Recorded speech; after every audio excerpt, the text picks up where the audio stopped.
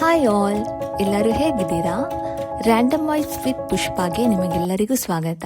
ಇವತ್ತು ನಾನು ನಿಮಗೆ ಪಡವಲಕಾಯಿ, ಕಡಲೆಬೇಳೆ ಮತ್ತು ಮಶ್ರೂಮ್ನ ಬಳಸ್ಕೊಂಡು ಒಂದು ರುಚಿ ಮತ್ತು ಆರೋಗ್ಯಕರವಾದ ಒಂದು ಸಾಂಬಾರ್ ರೆಸಿಪಿನ ತೋರಿಸ್ತಾ ಇದ್ದೆ. ಇದಕ್ಕೆ ಬೇಕಾಗಿರೋ ಇಂಗ್ರೀಡಿಯೆಂಟ್ಸ್ ಅಫ್ಕೋರ್ಸ್ ಕಡಲೆಬೇಳೆ ಬೇಕು, ಮಶ್ರೂಮ್ ಬೇಕು, ಪಡವಲಕಾಯಿ ಬೇಕು, ಮತ್ತು ಮಸಾಲೆಗೆ ರುಬ್ಬೋದಕ್ಕೆ ಶುಂಠಿ, ಬೆಳ್ಳುಳ್ಳಿ, ಈರುಳ್ಳಿ, ಟೊಮೆಟೊ, ಕೊತ್ತಂಬರಿ ಸೊಪ್ಪು ಮತ್ತು ಪುದೀನ, 1 ಕಪ್ ಕಾಯಿ ತುರಿ. ನಾನಿಲ್ಲಿ ಕಡಲೆಬೇಳೆನ ಚೆನ್ನಾಗಿ ತೊಳೆದು 2 ಗಂಟೆ ನೆನೆಸಿಟ್ಕೊಂಡಿದ್ದೀನಿ. ಈಗ ನೆಂದಿರೋ ಕಡಲೆಬೇಳೆನ ಒಂದು ಕುಕ್ಕರ್ಗೆ ಹಾಕಿ ಒಂದು 3 ವಿಷಲ್ ಬರೋ ತನಕ ಕೂಗಿಸ್ಕೊತಾ ಇದ್ದೀನಿ. ನಾನಿಲ್ಲಿ ಸಾಂಬಾರು 2 ಟೈಮ್ ಮಾಡ್ತಿರೋದ್ರಿಂದ ಇಲ್ಲಿ ಸ್ವಲ್ಪ ಕ್ವಾಂಟಿಟಿ ನಾನು ಜಾಸ್ತಿ ತೊಗೊಂಡಿದ್ದೀನಿ. ನಿಮ್ಗೆ ಬೇಕಾದಂಗೆ ನೋಡಿಕೊಂಡು ನೀವು ಕ್ವಾಂಟಿಟಿನ ಅಡ್ಜಸ್ಟ್ ಮಾಡ್ಕೊಳ್ಳಿ.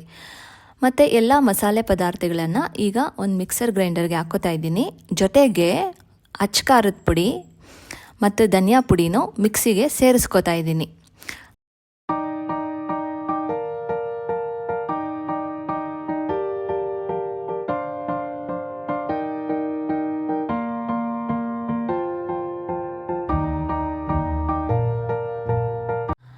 ಮಸಾಲೆನ ರುಬ್ಬಿ ಎತ್ತಿಟ್ಕೋತಾ ಇದ್ದೀನಿ.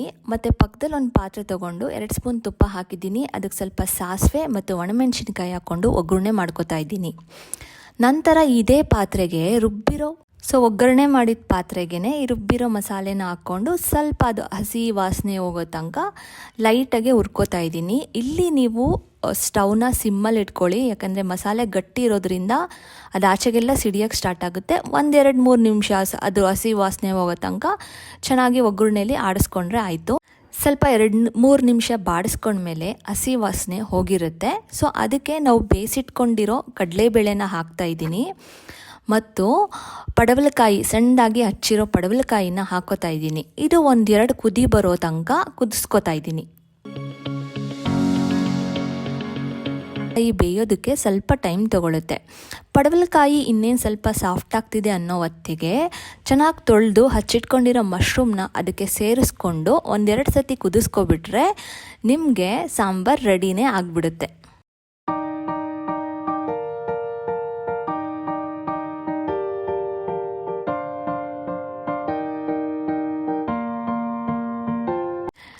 ಇದ್ರ ಜೊತೆನೇ ಪಕ್ಕದಲ್ಲಿ ನಾನು ಮುದ್ದೆ ಮಾಡೋದಕ್ಕೆ ಸಹ ಇಟ್ಟಿದ್ದೀನಿ.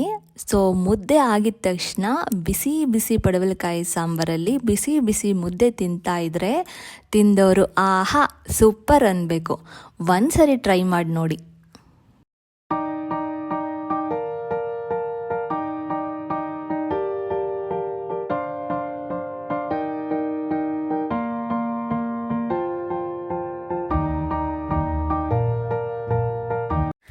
Thank you for watching. Video ಇಷ್ಟ ಆದರೆ ದಯವಿಟ್ಟು ಲೈಕ್ ಮಾಡೋದನ್ನ ಮರಿಬೇಡಿ ಮತ್ತು ಚಾನಲ್ಗೆ ಸಬ್ಸ್ಕ್ರೈಬ್ ಮಾಡ್ಕೊಂಡು ನೋಡಿ. ಮುಂದಿನ ವಿಡಿಯೋದಲ್ಲಿ ಸಿಗೋಣ.